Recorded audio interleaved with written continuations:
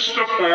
Narito po ulit ang update natin para sa lagay ng ating panahon ngayong hapon po ng April 28, 2024 na kung saan sa ngayon ay patuloy pa rin na easterlies ang hangin na umihip po dito sa ating bansa.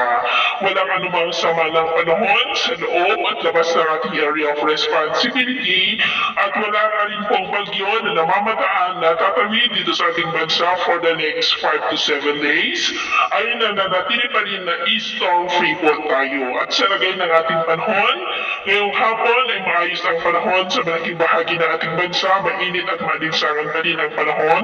Pero may tsansa pa rin na maulap na kalangitan with isolated rain sa ilang bahagi ng Ilocos Region, Cordillera, Pangasinan, Camarines Norte, ilang bahagi ng Mindoro, Sulu Archipelago, Zamboanga Peninsula at Lanao Provinces. At mamayang gabi, posible pa rin ang mga pag-uulan sa ilang bahagi ng Northern Luzon, Central Luzon, ilang bahagi ng Zamboanga Peninsula, kaya mag-ingat po tayo sa posibleng banta ng mga pagbaha at pagguho ng lupa, lalo na po at posibleng may kalakasan ng mga pag-uulan sa ilang bahagi po.